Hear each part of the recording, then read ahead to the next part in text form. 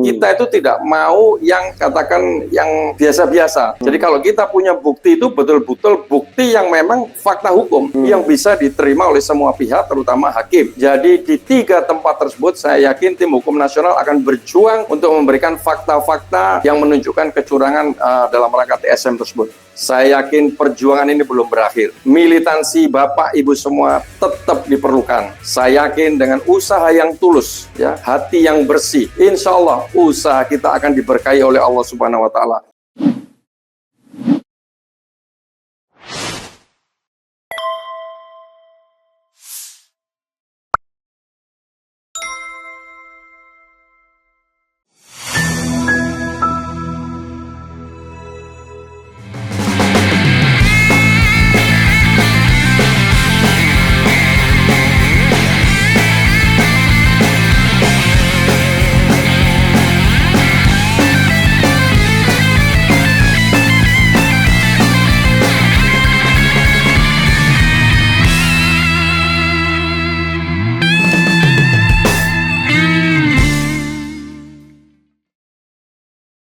Assalamualaikum warahmatullahi wabarakatuh. Sobat RH sekalian, jumpa lagi kita di channel yang keren cadas. Keren cadas. Ya, sobat RH sekalian, saya bersama Kapten Timnas Muhammad Syaugi, ya, Habib Muhammad Syaugi Alaidrus. Itu lengkapnya, ya. Sudah lama saya mau interview sama Kapten Syaugi, tapi kesibukannya luar biasa, ya. Ditolak terus saya, ya kan? Paling bisa nih Bung Refli. Ya, karena itu sudahlah saya todong aja di salah satu markas pemenangan Anies Mohaimin. Assalamualaikum warahmatullahi wabarakatuh. Waalaikumsalam warahmatullahi wabarakatuh. Jadi walaupun pangkat kapten turun dari Marsikal Madya ya? Madya, ini Marsikal. kapten Timnas. Oh, kapten ya kan? Timnas, ya. Pak Kapten, ya. Bro Kapten aja. Bro, cocok. Bro Kapten. Tentu orang akan bertanya, ya, apa yang akan dilakukan oleh Timnas Amin ke depan? Dan ini juga tentu memberikan penguatan kepada para pendukung dan juga memberikan kepastian kira-kira langkah-langkah ke depan itu memunculkan turbulensi politik atau tidak dan lain sebagainya. Silakan. Ya, terima kasih Bung Refli, sahabat saya yang sudah cukup lama saya kenal nih. Memang siang hari ini saya ditodong, tiba-tiba ketemu di tempat ini, tapi alhamdulillah. Jadi ke depan bagaimana dari Timnas Amin ini menurut Timnas, ya. Jadi kalau kita lihat setelah 14 Februari yang lalu, sekarang ini adalah fasenya penghitungan, ya. Kita tahu sendiri ada Sirekap yang bermasalah tersebut, ya, apalagi sekarang sudah di take down kalau tidak salah. Kemudian sebelumnya juga ada quick count dan manual count. Nah, manual pun ada di beberapa tempat dihentikan. Jadi Timnas Amin saat ini adalah tentunya dalam rangka mengumpulkan bukti-bukti kecurangan yang kita semua pada tahu. Mudah-mudahan kecurangan-kecurangan tersebut kita bisa kumpulkan karena kita sudah berkomunikasi dengan seluruh pejuang perubahan yang mendukung pasangan 01 dimanapun beliau-beliau itu berada di TPS, ya, sudah mengirimkan info-info yang bisa dijadikan fakta hukum. Harapannya dengan pengumpulan bukti-bukti tersebut bisa yang nantinya menuju kepada TSM tersebut. Dan ini saya yakin dengan bukti-bukti yang insya Allah sudah terkumpul di tim nasional, tim hukum nasional kita, mudah-mudahan dalam waktu yang tidak terlalu lama sudah siap. Begitu Bung Refli. Oke, Bro Kapten, kan ada beberapa hal, ya, yang kemudian menjadi wacana. Saya mencatat paling tidak 4 hal yang penting. Pertama adalah konon ada wacana untuk mendorong hak angket DPR terhadap kecurangan pemilu. Yang kedua, meminta audit forensik terhadap IT KPU, dan barangkali bukan hanya Sirekap, tapi juga IT manual itu. Kan kita nggak tahu juga jaminannya, bahwa yang ditulis itu sama dengan yang masuk elektroniknya. Yang ketiga adalah ada kemungkinan juga memperkarakan TSM ini di Bawaslu, Badan Pengawas Pemilu, karena pelanggaran administratif TSM itu adalah wilayah Bawaslu. Kemudian yang ke-14, mungkin but not least, adalah kemungkinan skenario mau tidak mau ke Mahkamah Konstitusi, terlepas banyak orang yang skeptis. terhadap 4 hal itu bisa dielaborasi satu-satu, Ya. Kapten, silakan. Terima kasih, Bung Refli. Yang pertama, tadi kalau tidak salah, ada nuansa tentang hak angket. Ya. Yaitu yang saya dengar, khususnya itu adalah dari pasangan 03, ya kan? Dan itu menurut saya adalah hak politik, partai-partai politik, ya. Partai politik khususnya pengusung 03 ataupun mungkin juga 01. Kalau kemarin Pak Anies dan Pak Muhaimin pada waktu doorstop di tim hukum nasional mengatakan apabila itu dimulai dari fraksi terbesar kita, PDIP, ya pasti kita 3 pengusung partai kita ini akan ikut. Jadi itu adalah di bidang parlemen atau bidang partai politik, bukan dari Timnas. Kemudian yang kedua tadi tentang apa tadi? Soal audit forensik. Audit forensik, ya. KPU. Kita memang melihat banyak permasalahan-permasalahan yang ada di IT tersebut. Apakah itu Sirekap ataupun IT yang manual tersebut.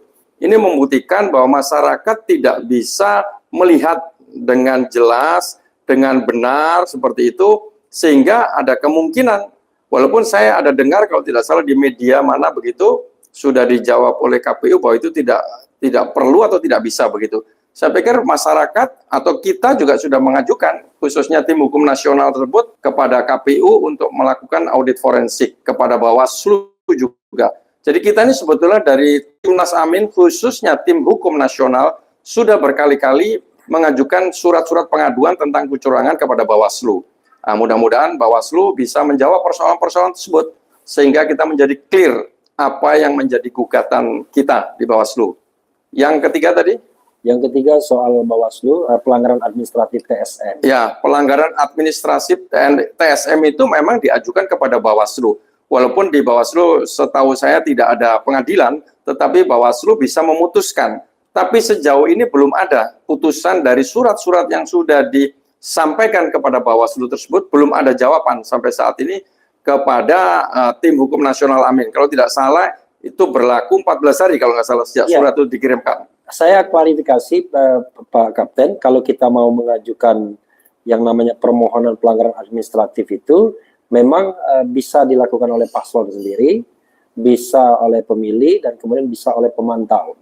Nah, pertanyaan saya adalah apakah paslon akan mengajukan option itu? Karena memang harus berbentuk berkas yang memang benar-benar diajukan dalam hal pelanggaran TSM untuk dilakukan adjudikasi. Jadi bukan sekedar laporan, tapi betul-betul permohonan atau bahasa umumnya gugatan begitu. Ya, jadi kalau dari tim hukum nasional pasangan 01, saya pikir rencana itu ada dan sekarang dalam rangka pengumpulan. Tadi saya sudah sampaikan pengumpulan bukti-bukti yang menuju ke TSM tersebut.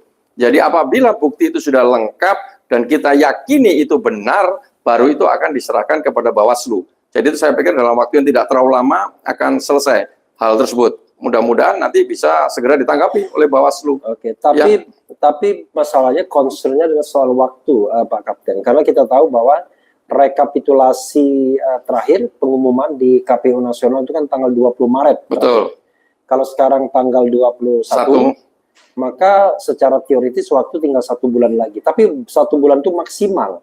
20 Maret kan bisa dimajukan. Yeah. Sementara penyelesaian di Bawaslu itu 14 hari kerja. Kalau 14 hari kerja ya kira-kira 16 hari atau 17 hari kan tergantung 18 hari mungkin. Karena kalau Jumat dia tidak kerja berarti 18 hari. Dan waktunya belum lagi kalau misalnya dipakai upaya ke Mahkamah Agung karena langsung kasasi. Apa tidak terlambat tuh Kapten? Saya pikir tidak ada kata terlambat ya. Jadi tim hukum nasional sudah memperhitungkan itu semua. Dan ini memang sudah direncanakan bagaimana momentumnya kapan itu diserahkan, sudah dihitung saya yakin ya. Jadi nanti tinggal kita menunggu waktunya saja, mudah-mudahan dalam waktu yang tidak terlalu lama sehingga waktu itu kemarin kalau tidak salah sudah disampaikan oleh Pak Anies, kita itu tidak mau yang katakan yang biasa-biasa. Jadi kalau kita punya bukti itu betul-betul bukti yang memang fakta hukum yang bisa diterima oleh semua pihak, terutama hakim. Kalau di Bawaslu ya Bawaslu lah seperti itu. Jadi saya yakinlah ini dalam waktu yang tidak terlalu lama akan dilayangkan bukti-bukti tersebut sehingga segera ada putusan. Walaupun 14 hari saya yakin masih cukup. Kalau tadi dikatakan 20 Maret kemungkinan ada maju, memang bisa-bisa saja. Tapi kalau kita lihat situasi sekarang, penghitungan di kecamatan pun beberapa dihentikan. Jadi ini kan menunjukkan bahwa proses itu tetap akan lebih lama kelihatannya. Begitu, Bung Rafli. Yang keempat, satu lagi tadi apa? The last but not least soal Mahkamah Konstitusi. Ya. Ini the last battle, jangan-jangan. Ya. Jadi kita tetap harus katakan mengajukan itu baik ke Bawaslu tadi, ke MA maupun ke MK. Ya, kalau kita dengarkan Pak Mahfud beberapa waktu ini mengatakan bahwa Mahkamah Konstitusi itu harusnya yang utama itu tentang konstitusi. Tapi selama ini kan kita tahunya urusannya angka kebanyakan selama ini. Jadi saya yakin apabila kita bisa memberikan bukti-bukti yang mengarah kepada TSM walaupun angkanya seberapapun itu, insya Allah dengan bukti yang kuat, saya yakin hakim-hakim konstitusi kan orang-orang yang kredibel, punya harga diri, ya kan? Mudah-mudahan ini bisa membuktikan hal tersebut. Jadi di 3 tempat tersebut, saya yakin tim hukum nasional akan berjuang untuk memberikan fakta-fakta yang menunjukkan kecurangan dalam rangka TSM tersebut. Begitu, Bung.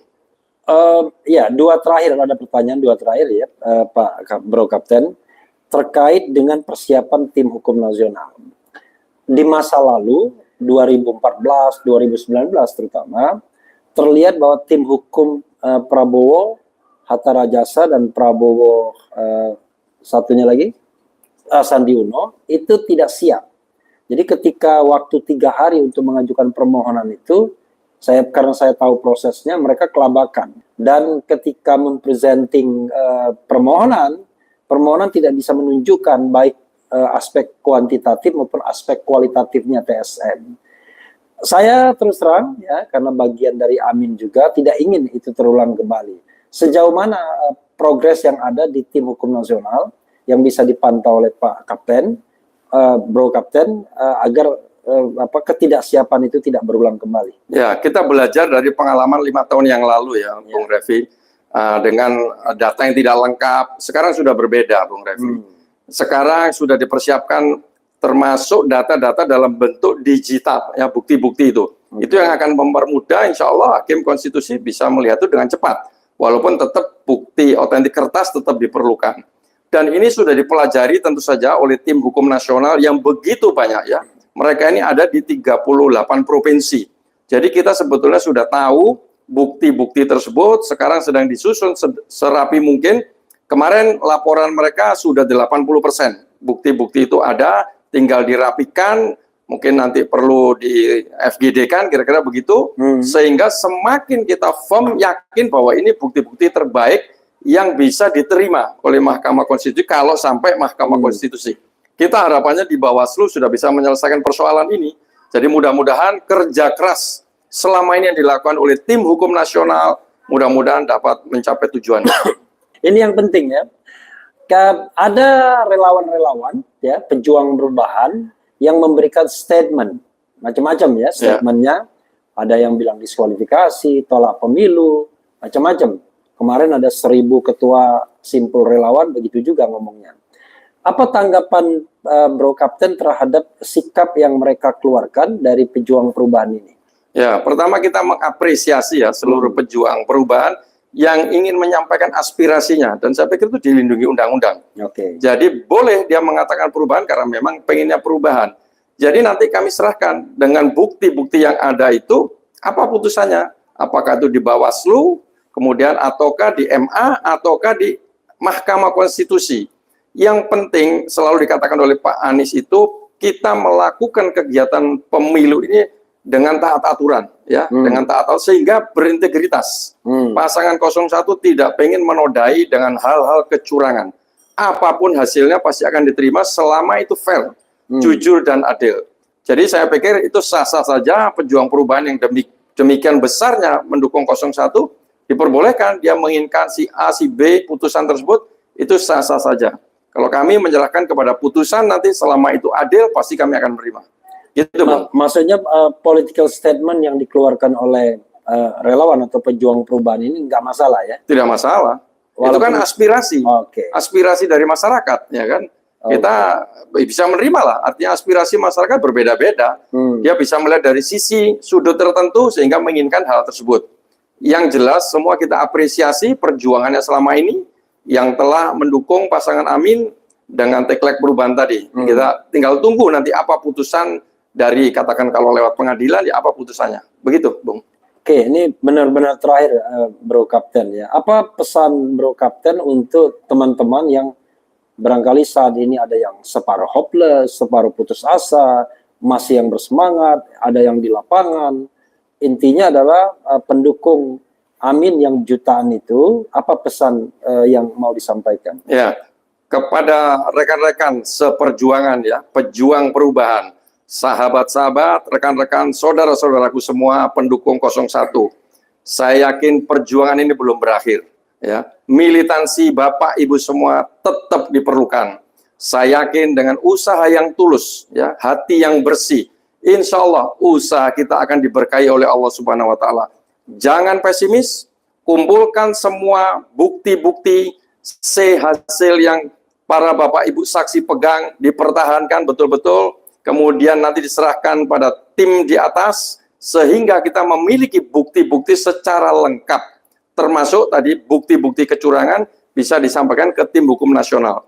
Saya yakin tanpa lelah Bapak Ibu semua memperjuangkan ini, dan sekali lagi saya apresiasi dan mengucapkan setinggi-tingginya terima kasih. Mudah-mudahan perjuangan kita akan membawa hasil yang maksimal sesuai ridho dari Allah Subhanahu Wa Taala.